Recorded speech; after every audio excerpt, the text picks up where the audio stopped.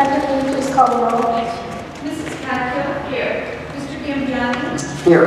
Mrs. Izahar? Here. Mr. Johnson? Here. Mr. Knager? Here. Mr. Broman? Here. Mrs. Swanson? Here. Here.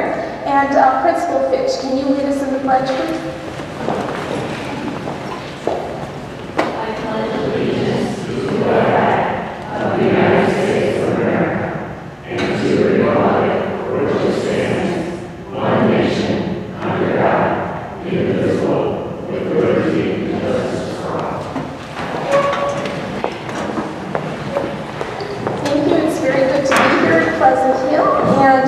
Most pleasant part of the meeting is communication with the whole school, so take it away.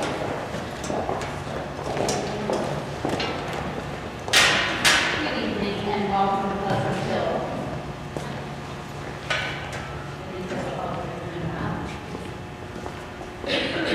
We have a short presentation for you. The best part's at the end after I'm done speaking.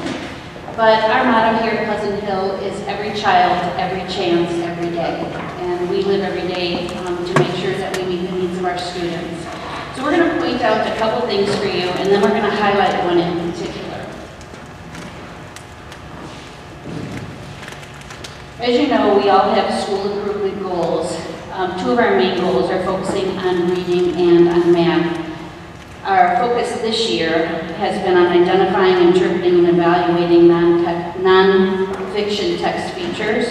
We know that we can get a lot of mileage out of working with the non-fiction texts, and so we have put a lot of money, resources, and time into developing lessons with our non-fiction books.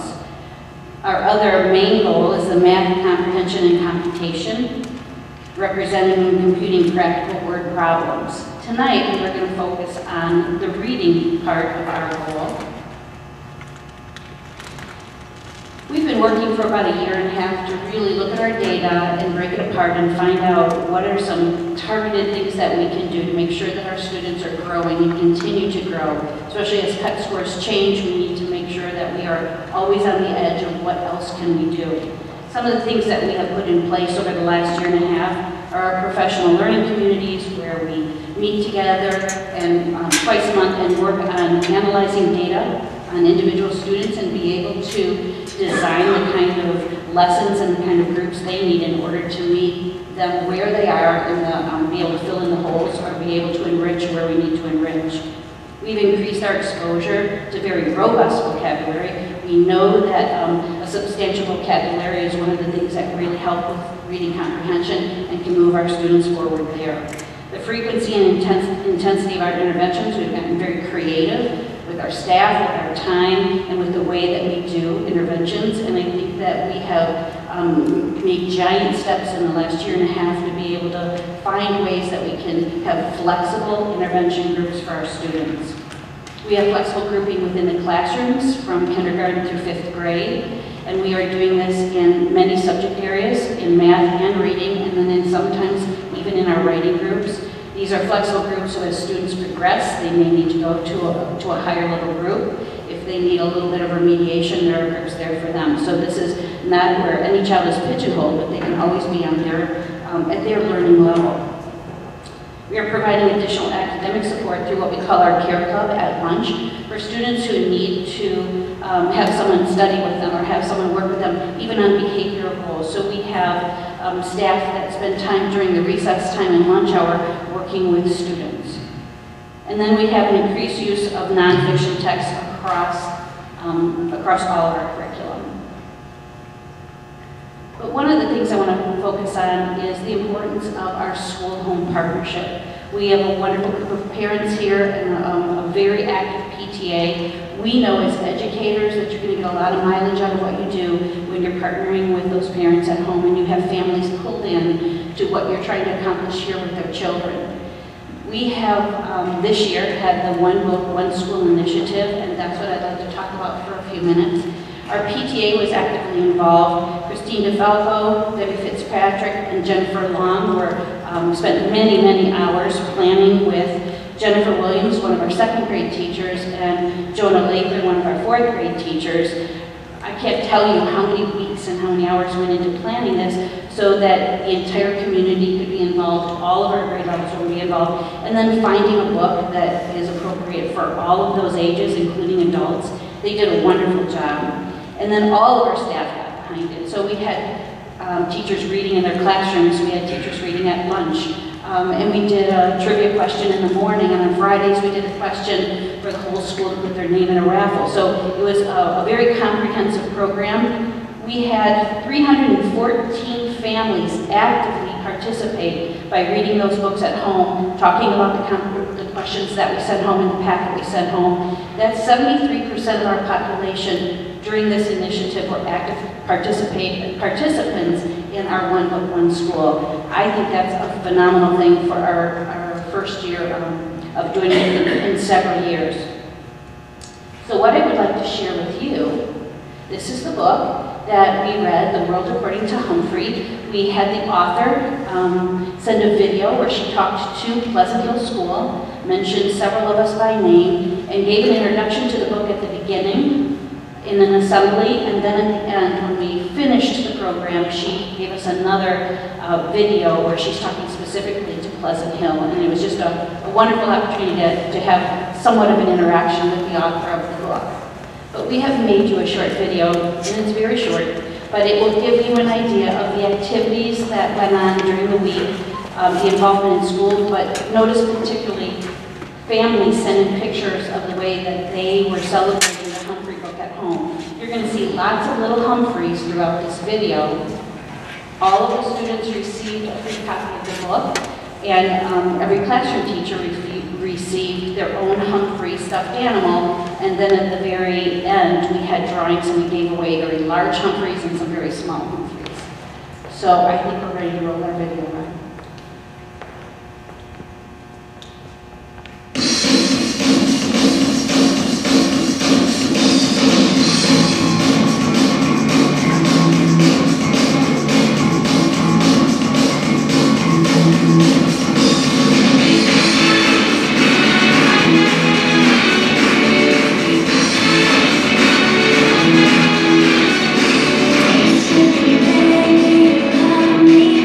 Baby,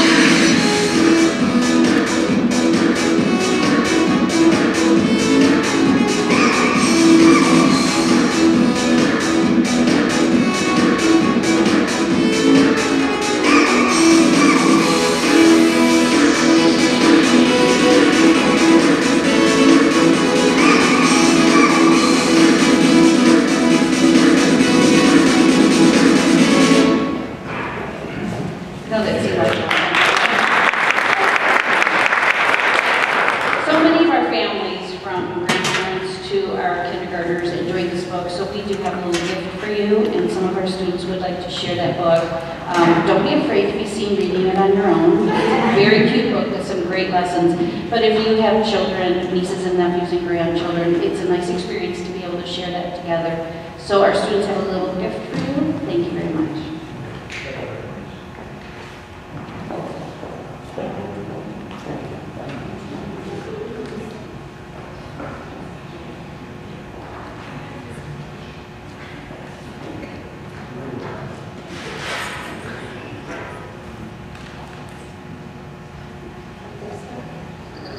Thank you so much. And to borrow a theme from the video, that was great, great, great. And I do believe I see some staff here at Pleasant Hill. Is that true? Can I have the staff stand so that we can thank them for their work?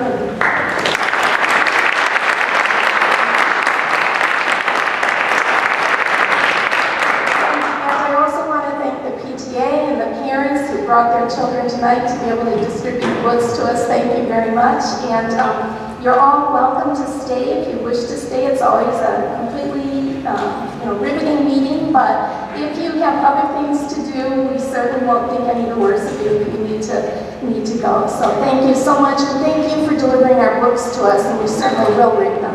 Sounds great.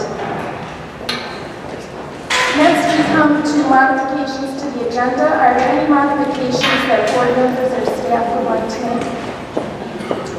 If not, we come to public comments on agenda items. We have one person signed up to speak.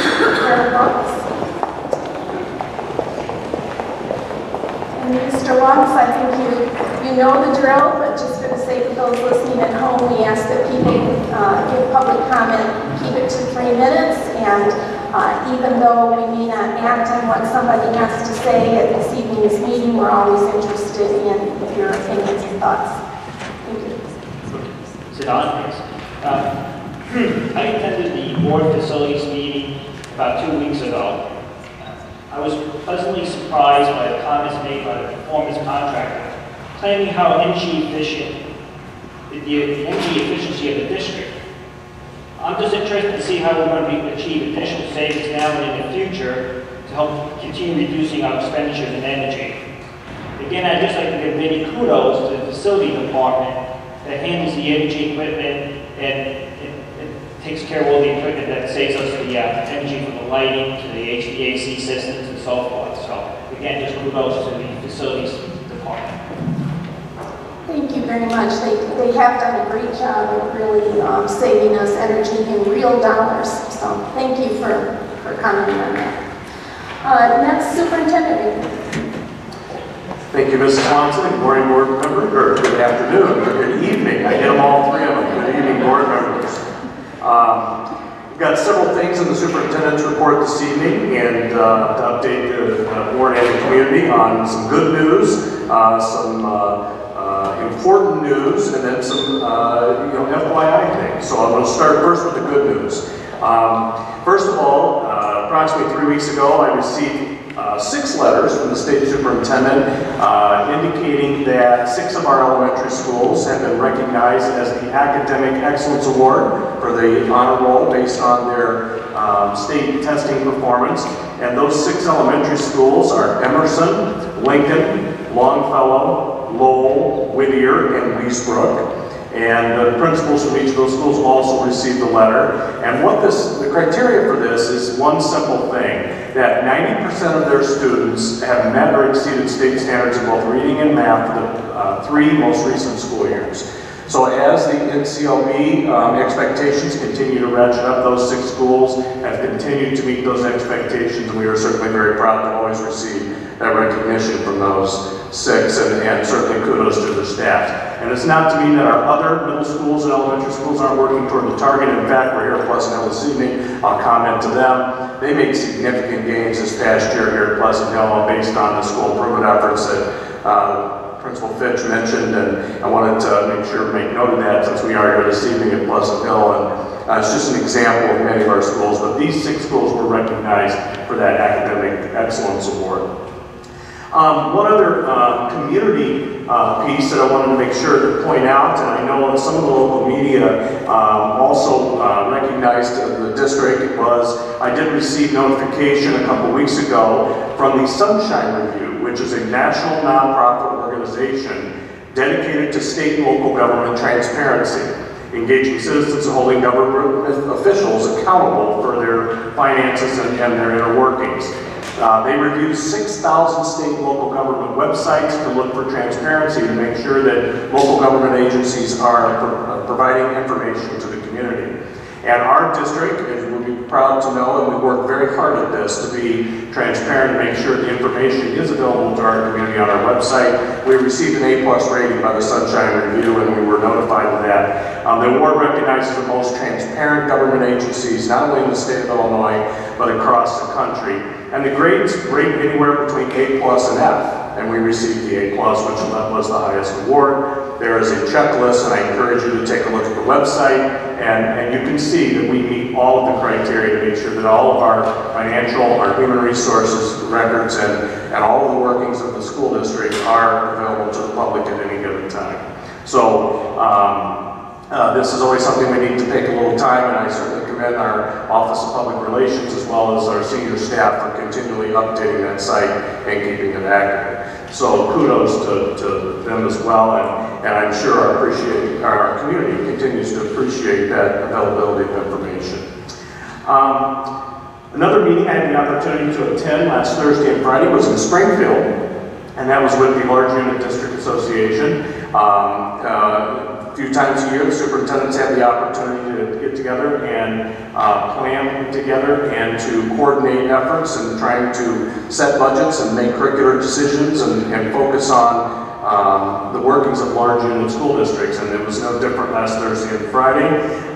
One particular thing I wanted to share some of the details was we had the opportunity to spend a couple hours with Chris Cook, the state superintendent. It's approximately 15 to 20 superintendents, and we had a couple hours to hear what's happening at the state level and also some question and answer opportunities.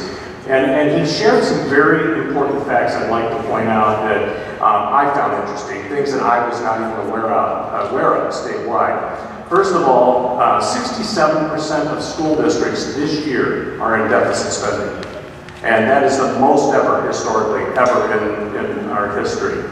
Pretty significant. We are not one of those, which is the good news. But 67% of the districts statewide are spending more than they receive because of the challenges they have with revenues. 9 districts coming up in March, within 1 month, 9 school districts in the state of Illinois will not be able to apply for or receive TAWs. They are out of cash, and they actually are going to be, they have had special requests to the state board and legislature for emergency cash reserves, and this is clearly unheard of. It has never happened in any time frame, and they're actually going to be issuing script IOUs to staff and to their pay their bills. They don't have money, and they can't get the money because they're insolvent.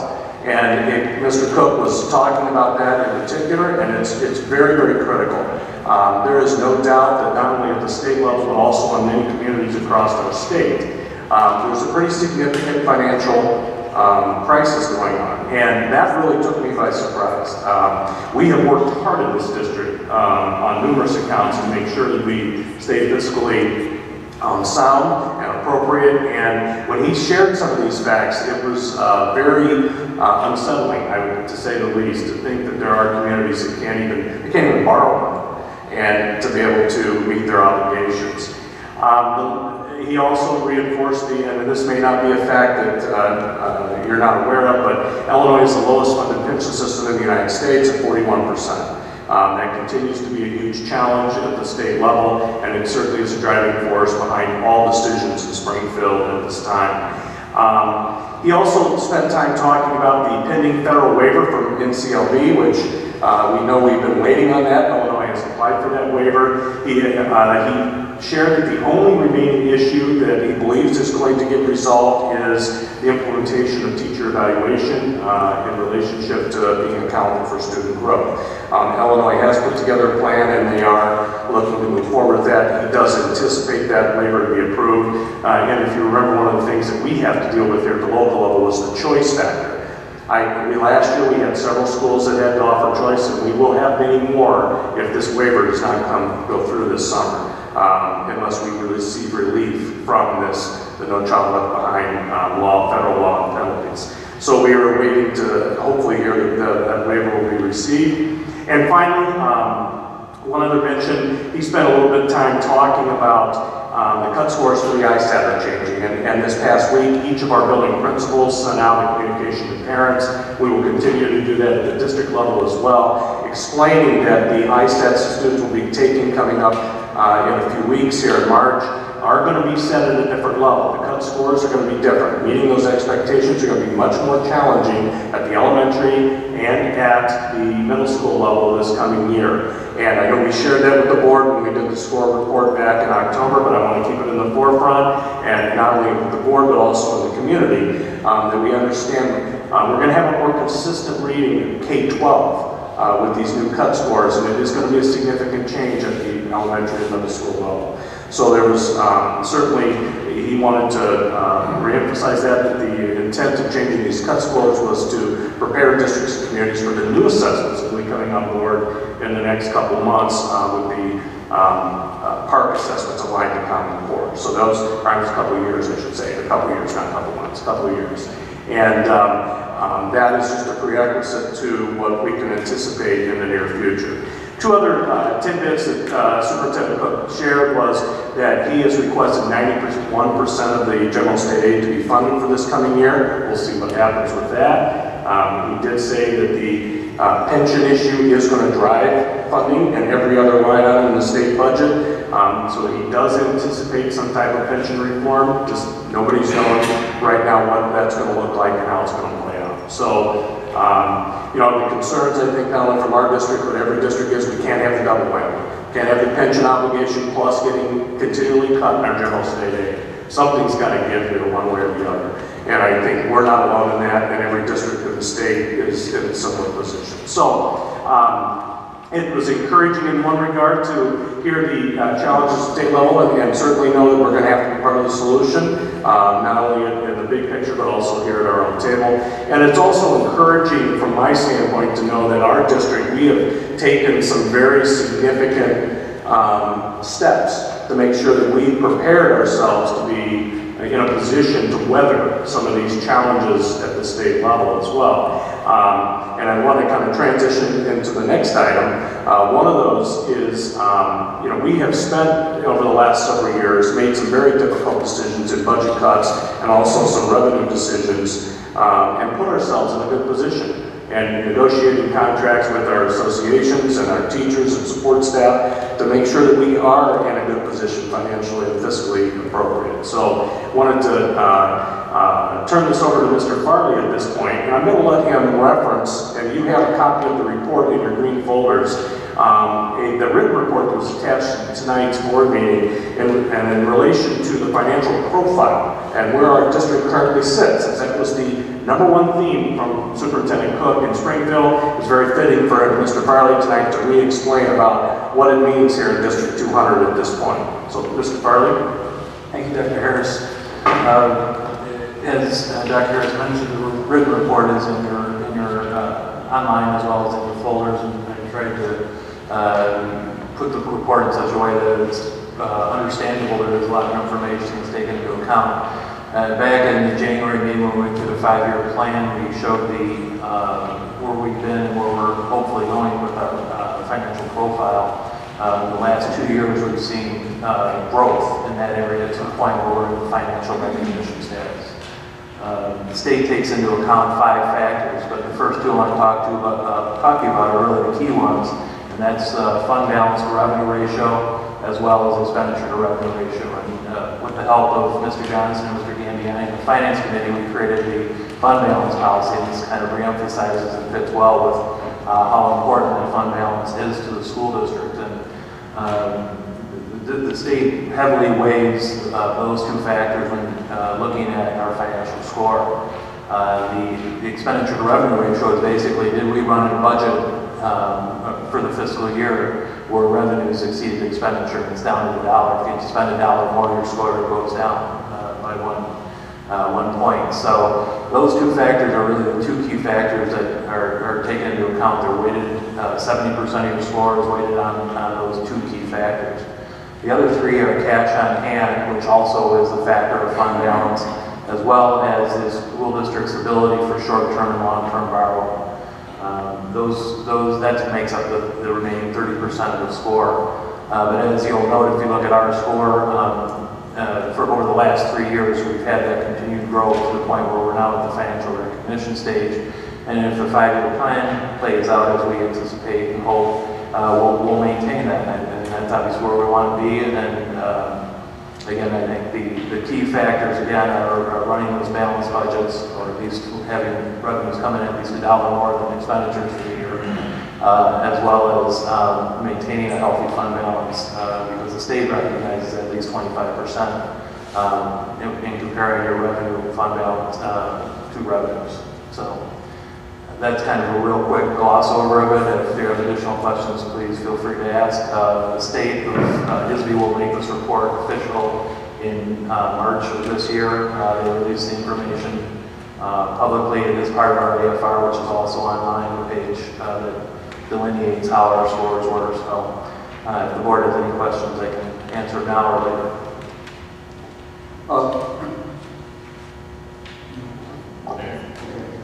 Bill, as I understand, the 4 grades that a school district can receive, the highest is financial recognition, is what we have now achieved, right? And the other 3 are financial review, financial early warning, and financial watch. So this is the highest score that any school district can receive from the state with respect to its finances. That is correct. And again, board members, you can look at each one of those categories on the final page of this report. On the back there, you can see on each one of those categories where we rank and why our final score ended up where it did. And you can see in each one of those areas we're in very good position. And that's not by chance. And I just want to reinforce that and certainly answer any questions about this, because we've cut expenses over the last several years. We've bargained appropriate contracts that are directly related to consumer price index, and we also are monitoring using our revenues effectively. We did receive, the capital development grant last spring. We chose not to spend it right away. We chose to put it in our cash reserves to make sure we are in a fiscally appropriate situation. And that was very targeted and directional and in line with our fund balance policy. So just want to commend the board and make sure that we continue in that positive cycle. If there's any questions on that, I certainly will take them at this time. I had a question and a comment.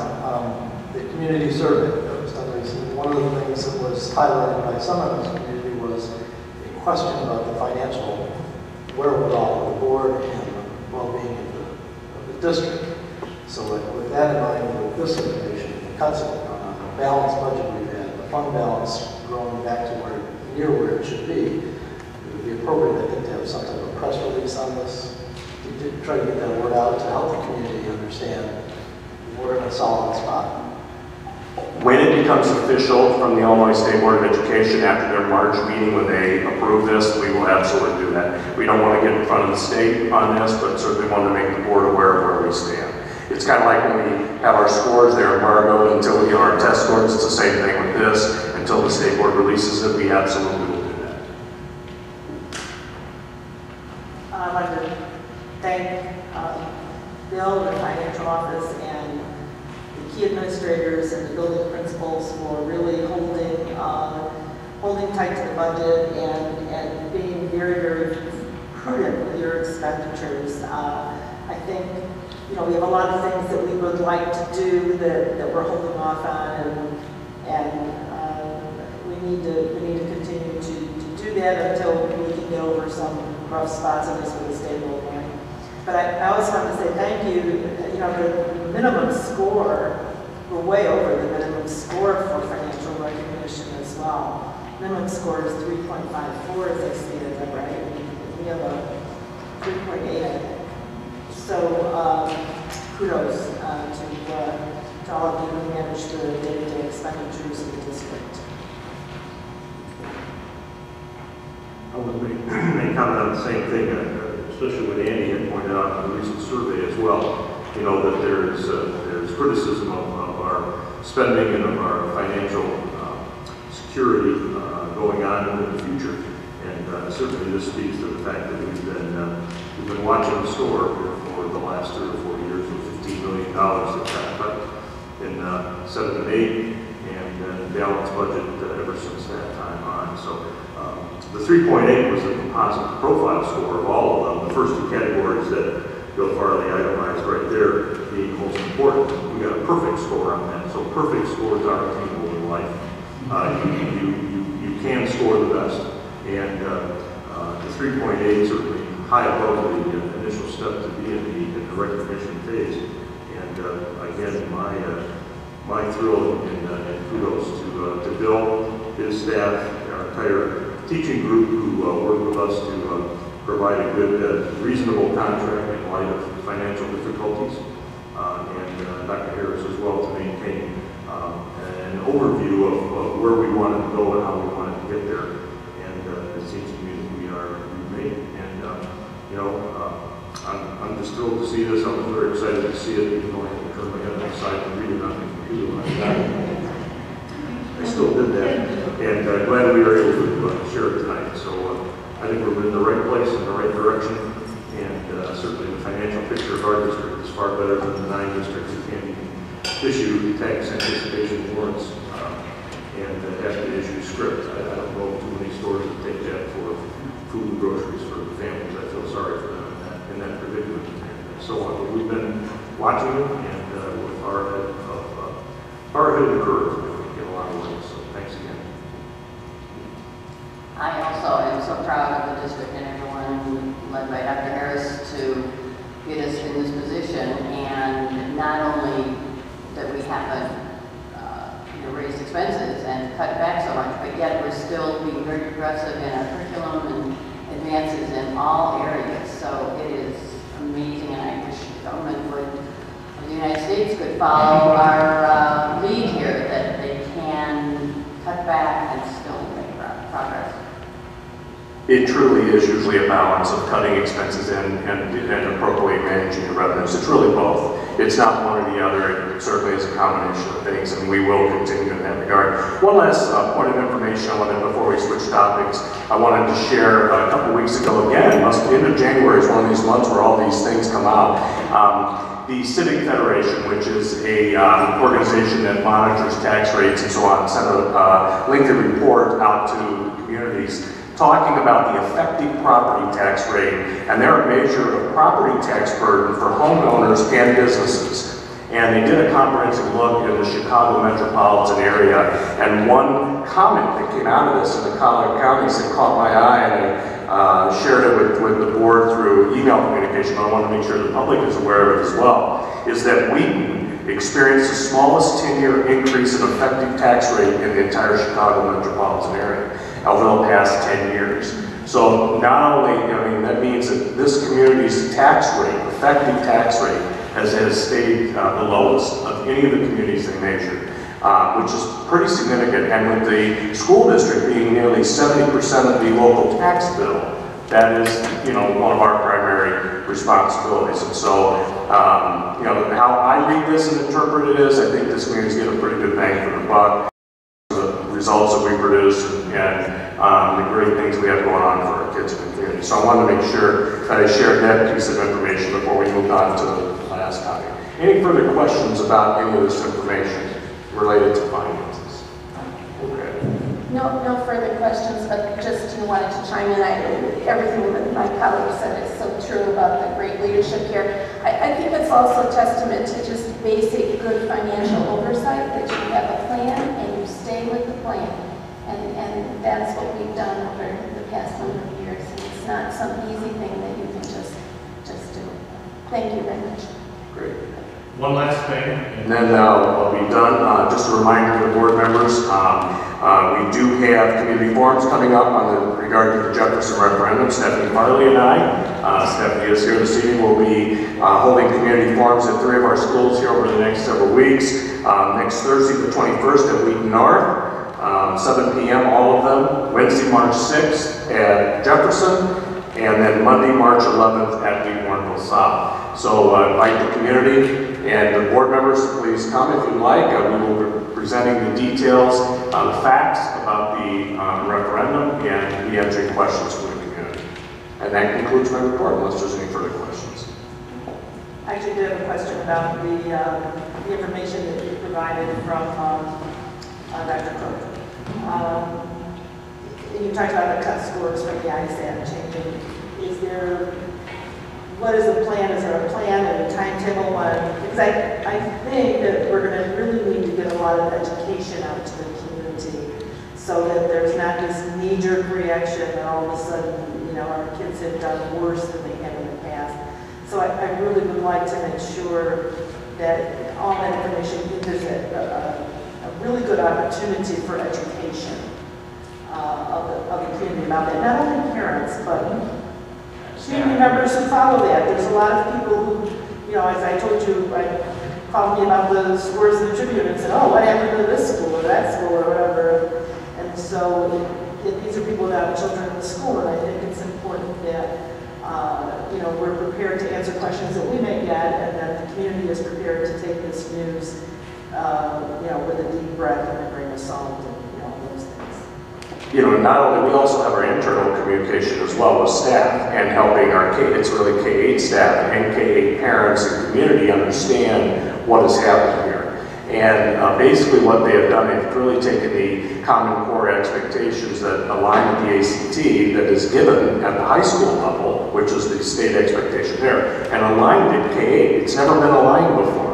And so therefore, to answer your question, we're going to take many opportunities to educate the community. The principals just sent out all of them last week, explaining the details, and that's the first of many opportunities we're going to take to explain this prior to next October, when the school report card's released and we have a lot of new numbers and new expectations. So, you know, we're going to take multiple ways to do that. Now, Faith, do you want to comment on that briefly? I know you've had more communication with the staff on that.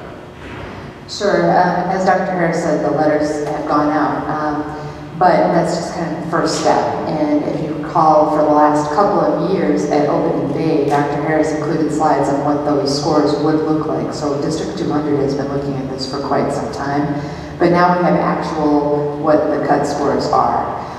So at the next board meeting, I am going to be doing a little bit of a presentation on what that would look like, sharing that PowerPoint with the community. I have had a couple of reporters call and we're answering some of those questions.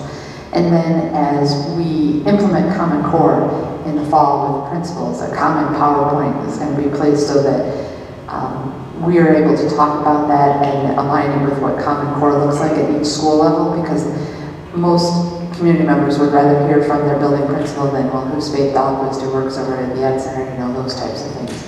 So we'll have to take many, many options to do that. And then we have just started, although it's not available for public debut yet, a complete page on our website that is Parent Resources as Common Core, so that they see that this is not just a District 200 type of thing, and link them in with many other resources where they can learn more about this.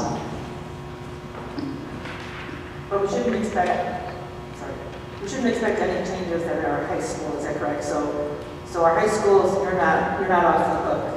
If your scores go down, they're really going down. If they go up, you know, but so we'll expect K-8. Am I reading it right? K-8, we're going to see a change, and the trend will be down. That is correct. That is correct. That is. All right, that is correct. The cut scores are just for the ISAT test, which is grades 3 through 8. The cut scores for the high school exam are not changing. Is there any discussion this first year, or in October, when we do get the scores, they have a dual track on that, where the old score would be there and represent what the current and ongoing new score would be, to allow parents the opportunity to compare the two and get a feel for, well, gee whiz, this number means this, and it meant this before, and now I understand that, and going forward, I can look for X, Y, Z.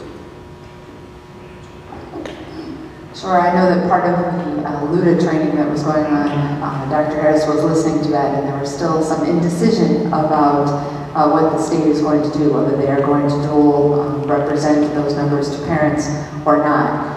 It's further complicated by the fact that it's not only the ISAT cut scores that are changing, but they're also changing the test items up to 20%. So it's not an easy comparison of apples to apples of, well, here's what it would have been, because they're trying to align more of the ISAT tests with Common Core standards, and they're actually changing, decreasing, for example, probability and measurement, and talking more about algebraic relationships. So it's not a really easy, this is what it was, this is what it will be, because the test that our students are taking in a couple weeks has different emphasis than last year's test. So it's not really apples to apples, and so I know that was the curriculum staff. Faith was with me at Springfield, but Superintendent Redmayne, curriculum staff were in a separate room discussing a lot of this and how they were going to work through it. That is a challenge, and so I doubt if it's going to happen. Is my hunch, don't you believe? The superintendents were all busy BlackBerry and emailing us, the people in the other room, about the curriculum thing, and it was really across the state our opinion that would get really confusing to try to compare apples and apples when the test had actually changed. That we needed to do a lot of front-end load work now and be able to explain the cutoffs where it was still the same. But if we say, well, here's what it was, and the scores still go down, but it was because the problems on the test got more difficult or were of different, on different concepts, it would be misleading. That remains to be seen. What percentage of districts, especially our comparable and new ones, are going to be experiencing the same issue that would you say 100% that aren't aligned? All of them. It's going to affect everyone. So we're all in the same boat. It's not our district versus another.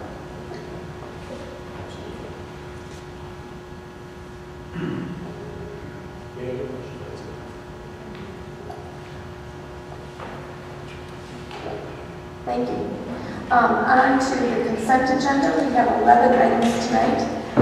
Acceptance of a gift to Warrenville South High School, acceptance of a gift to Lincoln School, acceptance of a gift to Lowell School, approval to post revised policy 7.60, resident student for public review and comment, approval of math textbooks K through 5, approval of the contract with North Central College for the 2013 high school graduation ceremonies, approval of statement of completion for Lowell Elementary School, Franklin Middle School, and Wheaton North High School, approval to dispose of surplus assets, approval of bills payable and payroll, approval of minutes, January 9th, 2013, open and closed, January 23rd, 2013, Committee of the Whole, and approval to destroy recordings of closed sessions prior to September 2011 as allowable by law.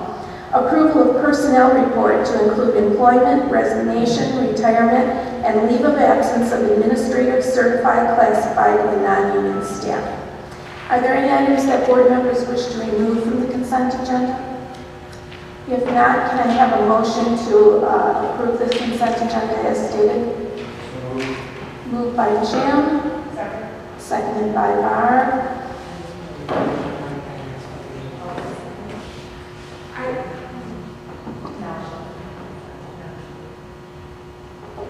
Are there any questions or comments about consent agenda items?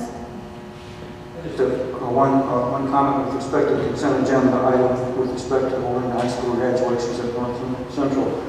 Dr. Harris, from what I understand, there was quite a bit of due diligence done before we selected North Central as the location for this temporary high school graduation ceremony. That we looked at the Sears Centers in Hoffman Estates, which had been booked for a number of years.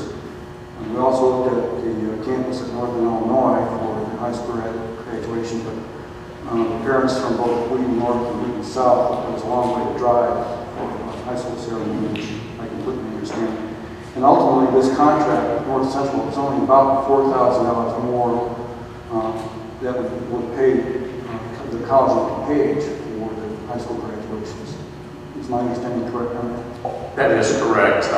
We knew about this renovation that was going on in COD for a couple of years, and both principals who are here this evening, Mrs. Willow and Mr. Claypool, have been working for about a year and a half trying to secure a site. They've had many conversations with current parents, especially the seniors' parents, about the unique situation we're in this one year, and have got us a great solution here to have the ceremonies at North Central College this one year. It is going to be a unique opportunity. We're looking forward to it. I think it'll be a wonderful setting for our graduation this spring. I want to thank Principal Claypool for your due diligence. I appreciate that.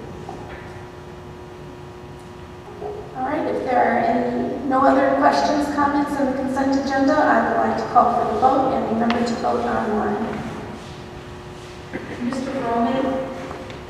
Yes. Mrs. Intihar? Yes. Mr. Gambiani? Yes. Mr. Johnson? Yes. Mr. Knicker? Yes. Mrs. Coghill? Yes. Mrs. Swanson? Yes, the consent agenda is approved. Action items, we have none tonight. Oral reports, we have one from the Wellness Committee, of which I am a part, but I'm not part of this report, so that's a good thing. I'll turn it over to you, Dr. Hurst. Thank you, Mrs. Swanson. Our wellness policy has been in place since 2006. And since then, there have been some changes in the law, and we knew we had to get together, a group of staff and community members to take a look at some of the new expectations in our wellness policy. And Joanne Monopoulos is going to share the details of where this committee has gone so far this year. The work is not done yet, so this is an update. And I know you are correct, Mrs. Swanson, you are on the committee, so you're very familiar with this. And feel free to chime in here if we do miss something from your perspective. So I'm going to turn over to Ms. Monopoulos, and she's going to update the board on where we're at with all this funds. Great, thank you, Dr. Harris. Before I begin, I do want to recognize some of those members who are on our wellness committee. And as Rosemary Swanson said, thank you for being on our committee. We appreciate it. I also do have some members over to the left of me. I have Chris Fontanarosa, Sue Tyson, 2 nurses, Chris Goldridson, and Jana and Melissa from Aramark are joining us tonight and on our committee. And then behind me, I also have Stephanie Farley and Judith Zapp, who also join us. So again, thank you very much for the work that you've done so far, and we'll be continuing that work. All right, this evening what I do plan to do is give you an update as to what work we have done. Prior to that, I wanted to update you with the current wellness policy, which you should have in your folders, a copy of that policy and what that looks like. Secondly, I'll be reviewing the work of the committee, and then lastly, talking about some plans for recommendations. I want to give a little bit of a historical perspective in that the current wellness policy that we do have is one that was originated back in 2006. And a wellness committee did come together and have that policy approved by the board. That policy did come from the Child Nutrition Reauthorization Act. And as Dr. Harris mentioned, there's a new act out there that we're going to find out shortly that has expanded its definition so that we do need to revise our policy.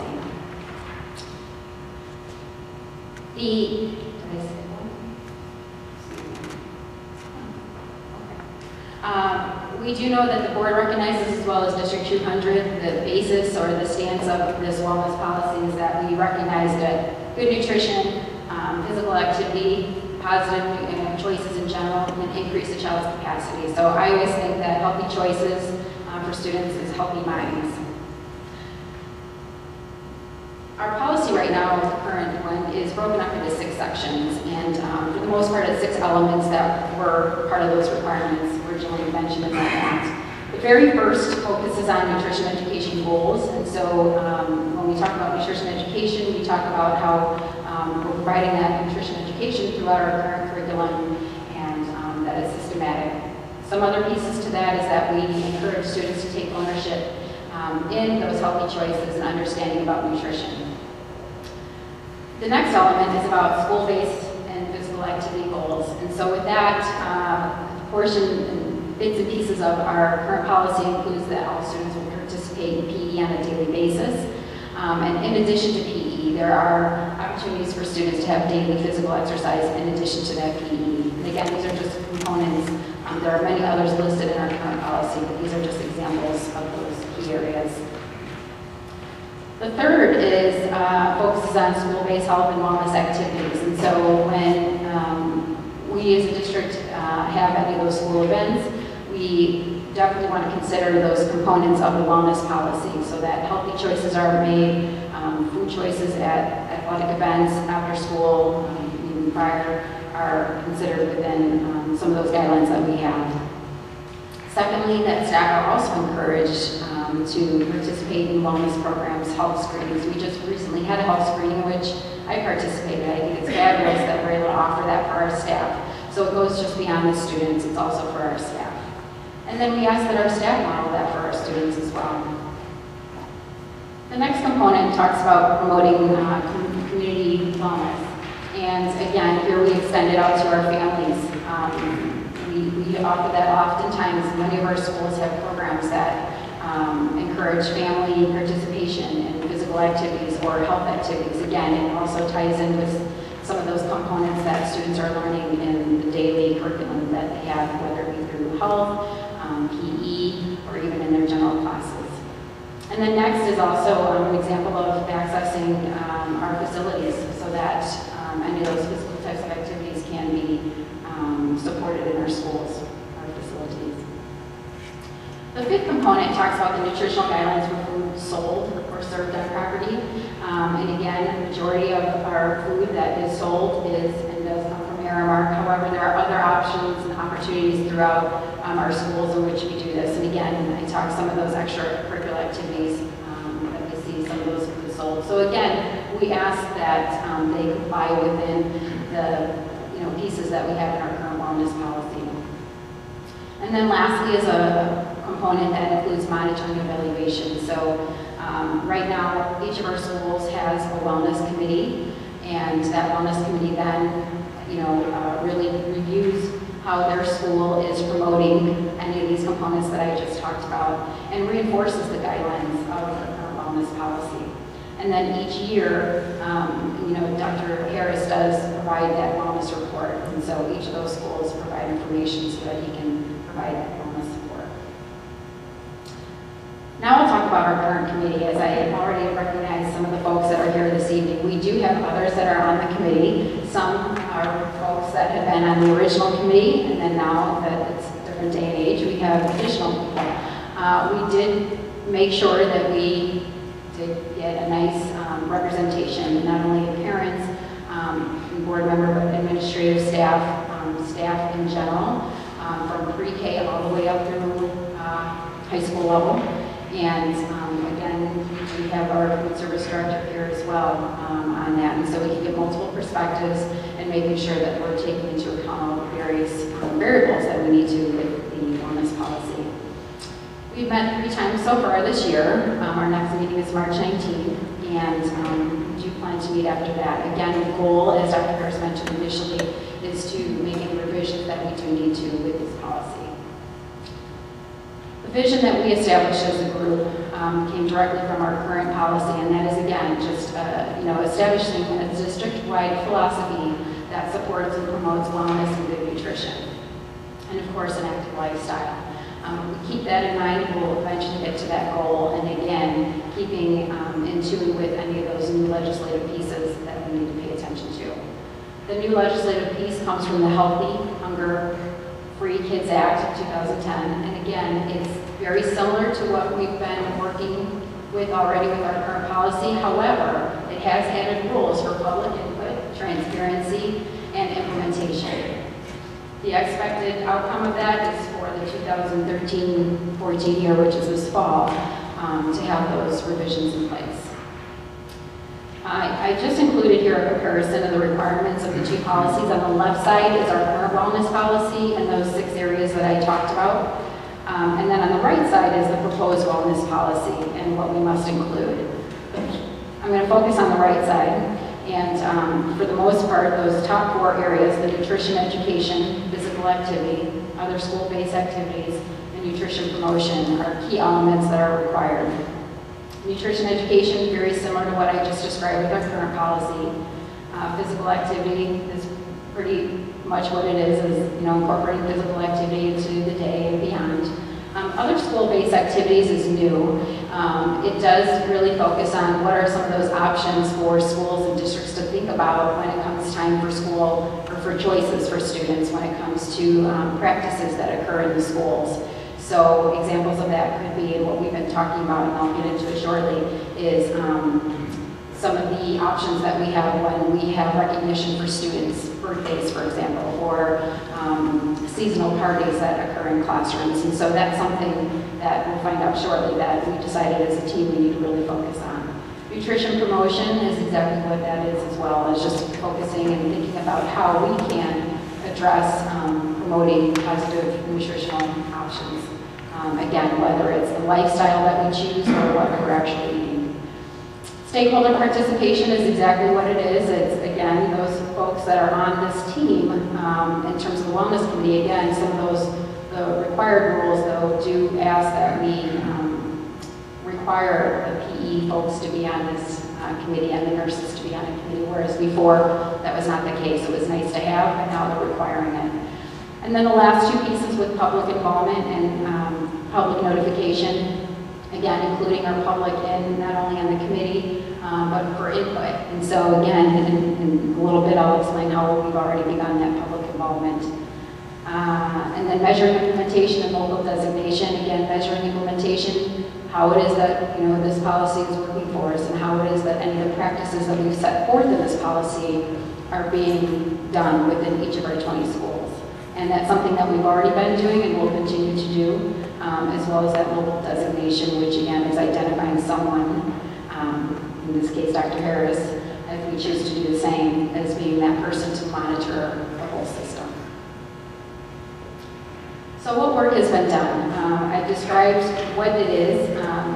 I've also talked a little bit in saying these are some areas that we decided to focus on as a team. And we did. We got together, a group of 25 of us, and in the very first session that we had, we really went through and identified what is it that the current policy has and what does the future policy need, and what is it even though, having some discussions within our tables, talking about what we're hearing, what we're seeing that, we saw as a need right now. And with that being said, we identified two areas, first being nutrition promotion, and the second being other school-based activities.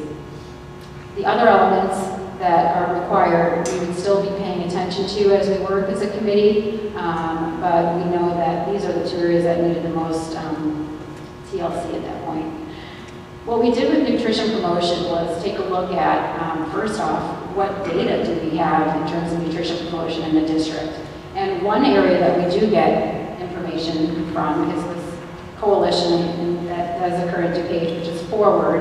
And our nurses are the ones who really provide that feedback to the ROE, the Regional Office of Education. And so Forward is an opportunity for us to collect this data, or they give us the data back and gives us an opportunity to see how our students are faring out. Now this is specific data to overweight, students who are overweight and obese. And as you can see here, we actually do well compared to other folks in DuPage County. And so right now we're doing well. District 200 had a lower rate of overweight and obese. Now this information is helpful for us as a district committee because it does kind of help us align and see where we're at. If we need to pay more attention to this because we see that our students are much more overweight, much more obese, we're going to be putting more energy and effort into some of those activities and creating our policies so that we can help structure our staff in making decisions. We also looked at the amount of students who have allergies and diabetes. We know that besides obesity being on the incline, we have been seeing in all of our schools an increase of students who have allergies and diabetes. And so with that, we took a look at some of the data. And of course, this has already changed and it's always being revised, but we do have some information that tells us, again, are there specific grade levels that we need to be paying more attention to, or is there specific education that we need to be doing in school, anything of that sort. The other area that we identified as a priority was the other school-based activities, and that's where this wellness survey comes in. We, as a team, as a committee really thought that the wellness committee could capture the input from the outside stakeholders, which is again one of those requirements. So getting community feedback was an important piece for us. And so the team really worked hard, and this is, I can't take any credit for it because I haven't been out by that point, but Stephanie Farley and Jim Zapp and the rest of the team had really done a beautiful job of working with the committee and organizing it so that a wellness survey could be devised for elementary level, middle school level, and high school level questions that were geared towards basic choices that are happening in schools and the common practices with regards to wellness. And that included physical activity, it included the types of foods that are eaten, and thoughts about recognition for students. And so the backbone and where this wellness committee or the wellness survey came from was, again, we made sure that we took into account the recent changes in the law. We saw those rising, the health conditions as I talked earlier, and made sure that we incorporated those threads or those themes, I should say, into the survey. That survey's out right now. It's going to be the rest of the survey's out right now. I should say parents have completed it. It's due by February 1st. We're still waiting for some of the students and staff to complete. So at this point, it's in limbo. Although I have received 2,092 surveys already completed. So far we've had 1,401 parents complete the survey, 228 students, and 694 staff members. So that's 2,000 surveys already. It's great. And then what are we going to do with this information once we get it? Again, once we get that survey information, we will definitely be taking a look and saying what we need to do in order to make sure that we comply with the rules and the requirements of the new act, and more importantly, take a look at what the trends are telling us with the data that we have from the survey, so that we can offer out policy revisions to that policy that will give some guidance for our district to have a system-wide expectation in terms of how we're going about promoting healthy choices in our schools. We look to have a recommendation for the board review in May, again, with anticipation that this would be a revised policy for the fall and ready to go.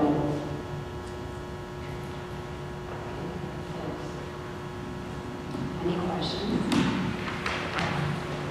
Well, I don't have a question, but I just wanted to jump in here and thank you for your leadership, and also thank Stephanie Farley for her leadership while you were out. It was quite a trick, because not only were we going between two leaders of our group, but it was quite a large group of 25 people. And as you pointed out, the backbone of this is the survey, and it was a survey not only for all three levels, but also for three groups of people, which were the parents, the students, and the staff. So you put all of that together, and there were a lot of moving pieces, but really, did a great job in terms of keeping that on track and focused. And I think, I actually was on the original wellness committee, so I remember the origins of all of this. And in my mind, the attitudes and awareness of everybody has changed so much just since that original policy. I think parents in particular, but probably everyone, is much more aware of some of the food-related conditions, allergies, and such, that I think, way back when my kids were young, we didn't have as much awareness of that. And so I really think a lot of what we're going to find probably from this survey is that awareness and thinking about ways of addressing that. So thank you. Great work. Thank you. Joanne, I have two related questions. I noticed that chart that's put up that measured the obesity rates in District 200 compared to the county and the overweight rates. Where did that data come from? And secondly, with respect to data, are we going to obtain data on physical fitness, overweight, obesity, to see what sort of impact, if any, does wellness program have over a period of time? Great question, especially the second one. The first one I can answer. It does come. The data does come from Forward. It's a coalition DuPage, and the information that we have is specific to the kindergarten, 6th, 9th, and the 6th and 9th graders. So during their physicals, that's how they gather the information. Our nurses then send that data on, and so that's how that data comes. Let me jump in there. It is a consortium run through the regional office in conjunction with the regional office of education, and they collect this data for all school districts in the county, and then they return it back to us individually in the districts. And it is compiled by our nurses. I know some of them are over there shaking their heads. Yes, they submit this data, and then it is compiled and sent back to every district. So it is an ongoing project directly related to wellness and the expectations of the communities. And then to your other question, it's a great question. I think that's one that our committee can also talk about, because in terms of measuring students and their abilities in terms of the physical fitness, and how is that, comparing, or is it having an impact at all on their overall fitness? It's something that we can take a look at. I think I would also ask that question to our PE folks, because I know that they're constantly monitoring students' wellness and heart rate and physical aptitude, etc. So it's a great question. We can certainly keep it in the back of our mind as we move forward. We do collect physical fitness data in our PE classes, I know, and they do track and monitor that. There also, the demographic data or survey data is another good way, especially when it's about habits and choices. A lot of this is about decisions, and I know that survey data is a key component here. And it is something that we may talk further about monitoring. How do we continually monitor this moving forward? I know Aramark also has surveys that they use for food choices with kids, and we receive that data as well. So there's multiple sources that we can help monitor this initiative as we move forward. And just to add a little bit of history in the original policy, I think the idea from the federal government was that there would be some type of monitoring of the effectiveness of the policy, but what really ended up being monitored was more, were you implementing the activities or the programs? It wasn't so much what were the results of the program. So that would be a different level to take it to this time than last time, and I would certainly be something that the committee would have to discuss. You're exactly right, and actually the new rules do ask that we measure the implementation of this, so it will be a challenge for us to think about how we're going to do that. I asked that question because all this work is being put into it. I'd like to see if there was some benefit coming from evidence.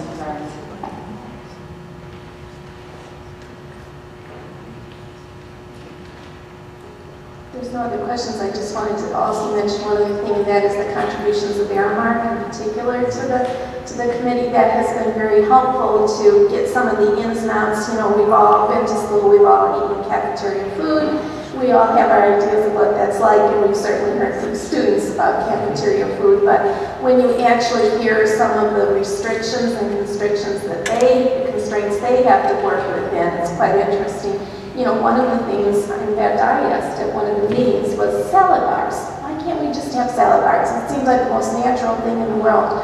And the answer is that the federal government really requires that, because we take part in the school lunch program, that there be a certain number of calories and a certain number of portions and all of that. So if there were a salad bar, we couldn't just let the students go at it and build their own salad. Somebody would have to be there measuring that there were these many calories worth of lettuce, these many calories worth of tomatoes, and all of that kind of thing. Am I correct about that? So, it's kind of interesting that some of these ideas sort of work against what I think were originally intended to set out to do, but it has been helpful in understanding some of the things that people question sometimes about cafeteria provided food. And as I understand it, there's proposed rules for new nutritional guidelines, correct? So we'll see what that brings. Never a dull moment. So as a summary, we will be back in May with survey results as well as recommendations for revision of the policy and practice. So there will be some practice changes that we will be bringing forward that will have to directly relate to the policy. Okay. There's no questions. Thank you, Joanne. Thank you. Thank you.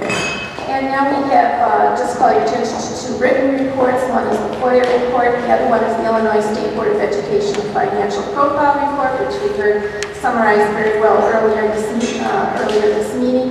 Next, reports for board members. I know the legal RFQ committee has been busy and will be busy still, so. Yeah, we reviewed submissions from 13 law firms. We whittled that down to 6. We'll be interviewing those 6 over the next 2 days, 2 tomorrow and 4 on Friday.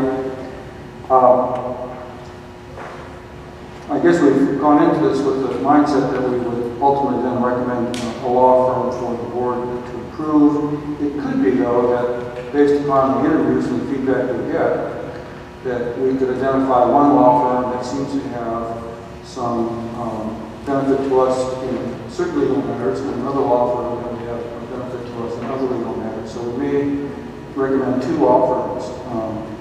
I don't see us recommending 3, really. But it's been an interesting process, and I found it very interesting to be on this side of the submission than on the other side. So I'm looking forward to the next 2 days to see what candidates have to say.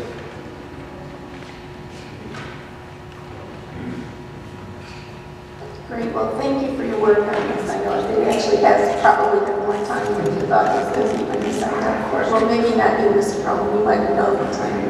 Talk to us at 5 o'clock on Friday after we interview 6 law firms. Yeah, so thank you very much. Facilities committee.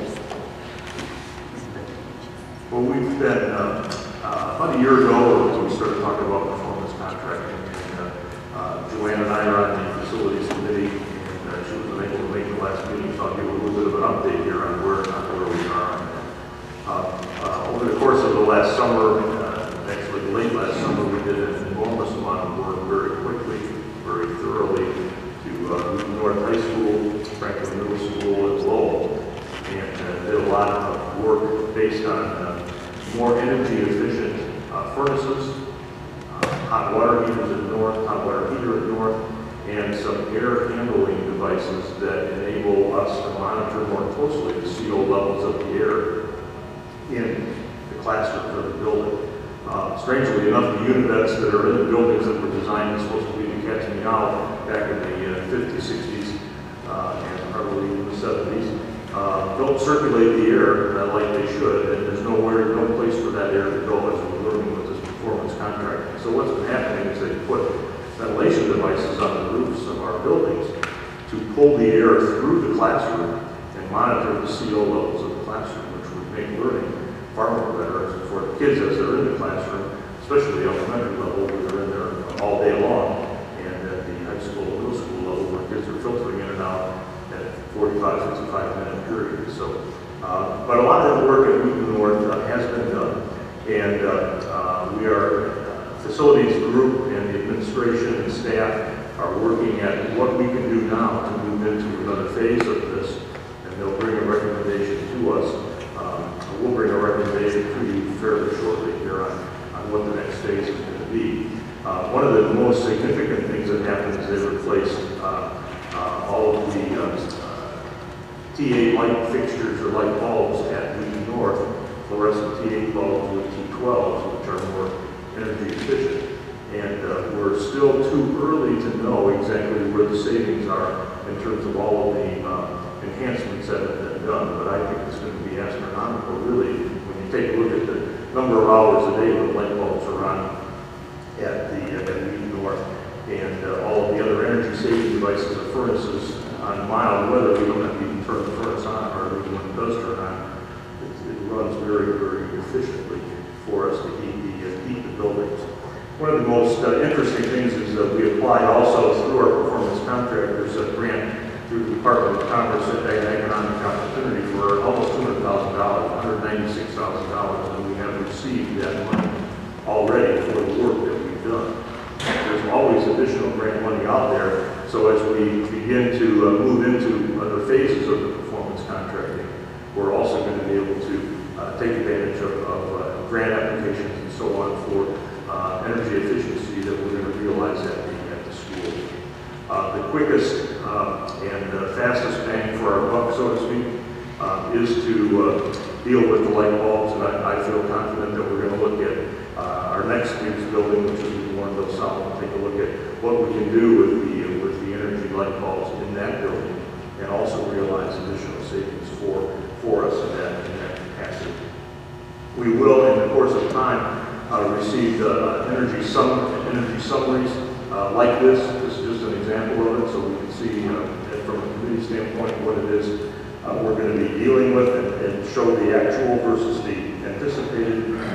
And then once a year, the performance contractor will also provide us a yearly and annual report. This is just an example of another school district for last year. It shows also, it has these charts in there as well as all of the charts where the energy savings were, what was done, how it was done. And in all of this, as Bill Farley has talked to us before, we're probably realizing 6 to 8 year payback, maybe 9 year payback on the monies that we're investing into this. We've got to be doing that in order to keep up with our boilers and keep up with the air handlers and make our rooms comfortable for the students and staff.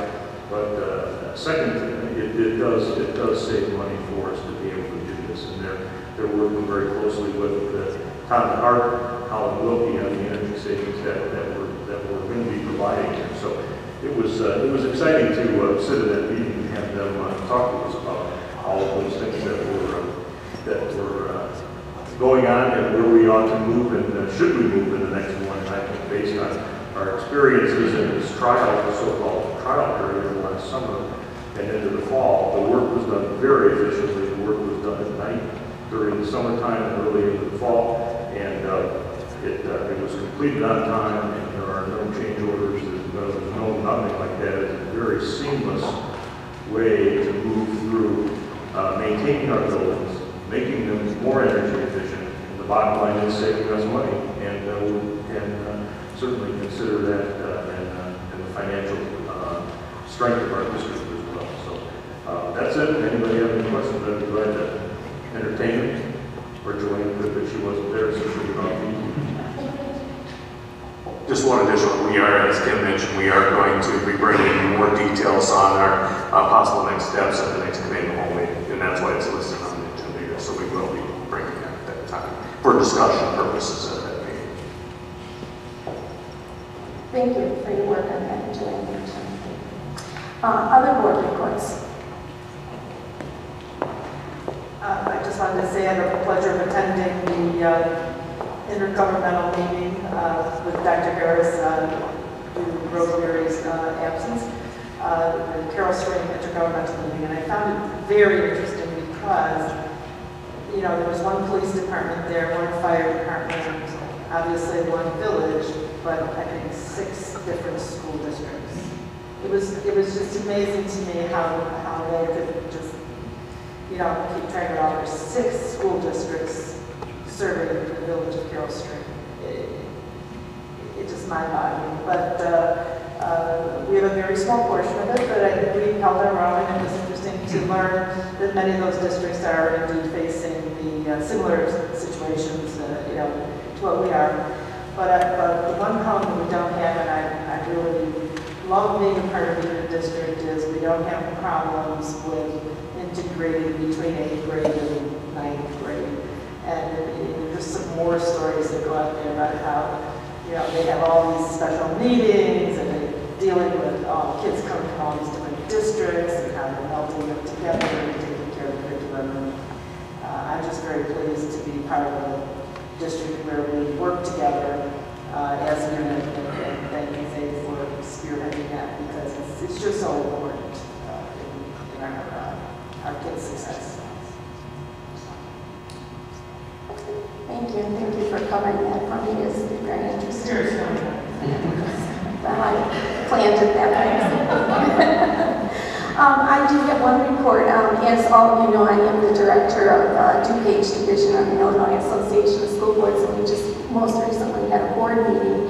And as part of that, we always do professional training, and we had the gentleman who is the head of TRS, I believe his name is Mr. Ingram, And he was there to kind of tell us in his view what was wrong with TRS and the pension system. And he has a very simple mantra, which is that in Illinois, specifically down in Springfield, political science trumps actuarial science. And that's his analysis of it. He actually came from another state, New Hampshire, and he comes from a family of educators, so he understands the importance of maintaining this. And so he pointed out how TRS has really had structural problems from the moment it was conceived. You know, it was sort of doomed at the very beginning. But in particular, one of the things that he pointed out that is probably making the biggest impact was the cost of living adjustment, COLA, the compounded COLA, which again was a decision made down in Springfield, not by local school boards, not by anyone else. And he had a couple of common sense ideas perhaps to adjust for that, but he has no authority to recommend any of those ideas or to implement any of the ideas. So I think he's kind of just making his way around the state to various groups, helping people understand how the political science needs to be adjusted to be a little bit more in line with the actuarial science. Very good speaker, and did a nice job for us. So that's all I have to say about that. Topics for future discussion. We do have a PLC report and facility planning, which I think we're going to hear about in the next committee of the whole. Announcements. Any other announcements? If not, it will be February 27th. Will be our committee of the whole meeting at the SSC at 7:30. One other announcement I have is on March 5th will be our DuPage dinner, IASB division dinner. It will be about technology in the schools. It's going to be in Bensonville. Prior to the dinner, there is a briefing for new school board candidates to kind of introduce them to the association, the work of the association, but more importantly, what the big picture is involved in being a school board member. So all school board candidates who are sitting out there are certainly invited, but I will make sure that that information gets to all of the candidates who are running so that if they'd like to come. Oh. All right, so they all know. Our night took care of it. All right, there you go. So lesson number 1, Mrs. Center is key. All right, and next we come to public comments, or next regular meeting is going to be March 13th at Wheaton North, and public comments on non-agenda items. Thank you. And we have 2 people signed up to speak. The first is Bruce Anderson. And again, as I said before, if you can limit your comments to 3 minutes, and obviously we won't be acting on anything tonight, but we are very interested in what you have to say. Thank you. My name is Bruce Anderson, and I'm representing Memorial South High School Classic Show Choir. And I have a letter. I have a letter from John Burles, who is the director of the Wheaton Warrenville South Classic Show Choir. Dear District 200 Administrative and School Board, on Friday, March 8th and Saturday, March 9th, 2013, Wheaton Warrenville South High School will be hosting its 6th annual Choral Classic. 25 middle schools and high schools from 5 states will be traveling to Wheaton to compete in show choir and vocal performance competitions. Approximately 1,500 students will appear on stage those 2 days, and the display of talent is truly amazing. More than 4,000 people will be in attendance, making it one of the highest attended singular performance events in the history of the school. Over 300 volunteers, of which I am one, from the school and the community will work long hours to make sure everything runs smoothly.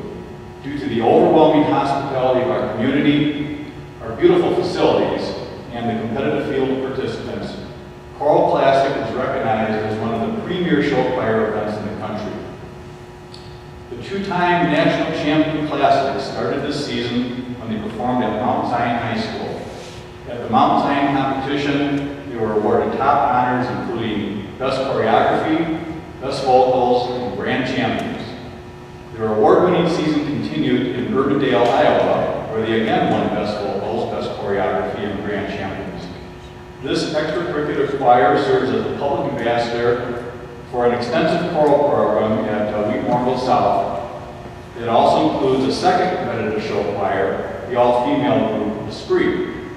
Esprit has been competing for 7 years and has also won top honors at many competitions. Students in both groups are selected based on talent, character, and commitment, and no one is turned away because of financial need. And we hope that you will attend this amazing event as our guests on Friday, March 8th and Saturday, March 9th. Please give your name at the welcome desk, and you will be given a bracelet for entry for both days. Thank you for supporting this hardworking group of students. We look forward to seeing you at the Choral Classic. And I would just like to add my own sentiments.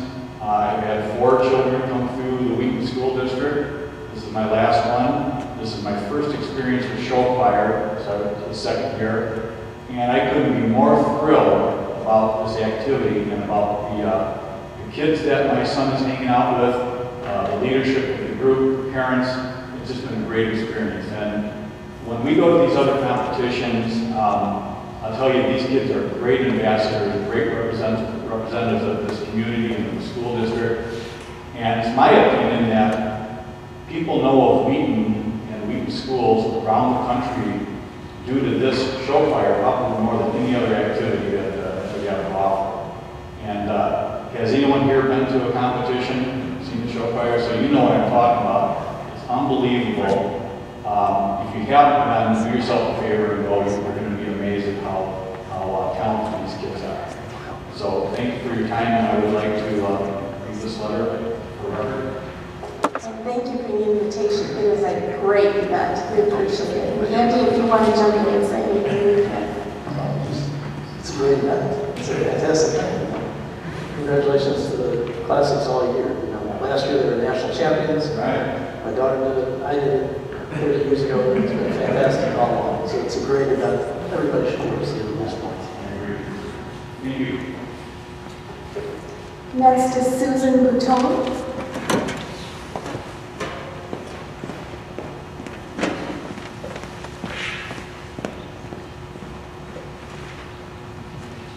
Hi, my name is Susan Bouton. I have a first grader at Weir and a 4-year-old at Jefferson.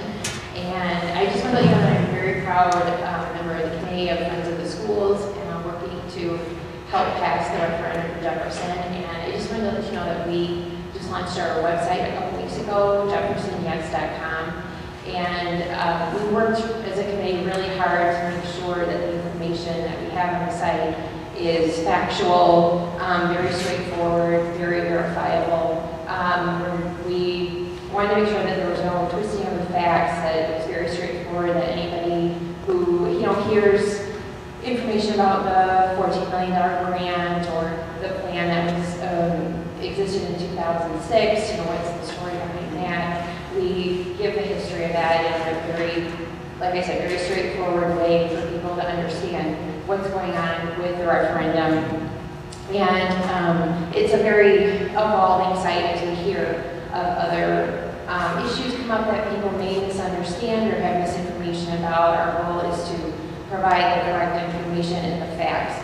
And so that, of course, our goal is to get the referendum to pass and have everybody vote yes for it. But we want to make sure if someone does decide to vote no, that they are doing that based on the facts and not hearsay and misinformation. So I just wanted to let you know that that is available, and we're working hard to keep it updated. And if there's anything that you ever see on the site that doesn't seem correct, please let me know, and we'll make sure to correct that. So, and thank you very much for putting this issue up for referendum. And it's something that is very near to my heart, and I hope that it passes. Thank you. Well, thank you so much, and thank you for your efforts and the efforts of all who are working with you. We can't do anything in this district without the support of parents and community members, and so thank you so much. Any comments? Closed session. We do have need for closed session just for personnel items. There will be no action taken. If we are ready to go, I will take a motion to adjourn to closed session. Moved by Andy, seconded by Barb. And Mrs. Skinner, will you call the vote, and everyone remember to go down.